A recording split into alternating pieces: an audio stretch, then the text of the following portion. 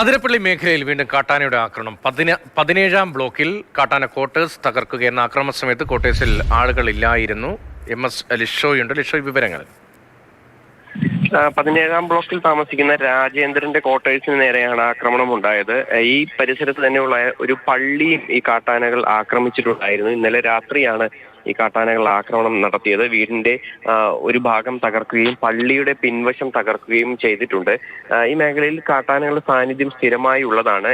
ഇവിടെ മുൻപ് ഇവരൊക്കെ തന്നെ ഒരുപാട് ആളുകൾ താമസിച്ചിരുന്ന ഒരിടമാണ്. ഇവിടുത്തെ തൊഴിലാളികളൊക്കെ തന്നെ കാട്ടാനകളുടെ ശല്യം മൂലം ആക്രമണമൊക്കെ തന്നെ ഉണ്ടാകുന്നത് മൂലം അവിടെ നിന്ന് മാറി താമസിക്കുകയാണ് ഉണ്ടായത്. ഈ രാജേന്ദ്രനും കുടുംബവും പകൽ സമയം മാത്രമാണ് ഇവിടെ ഉണ്ടാവുക. കാട്ടാനകളുടെ ആക്രമണം നിരന്തരം ഉണ്ടാകുന്നതിൽ ഭയപ്പെട്ട് ഇവരും ഈ രാത്രി കാലങ്ങളിൽ ഇവിടെ നിന്ന് മാറി മറ്റൊരിടത്ത് വാടകയ്ക്ക് ഇപ്പോൾ താമസിക്കുകയാണ്. ആ ഒരു ഇടത്താണ് ഇപ്പോൾ ആക്രമണം ഉണ്ടായിരിക്കുന്നത്.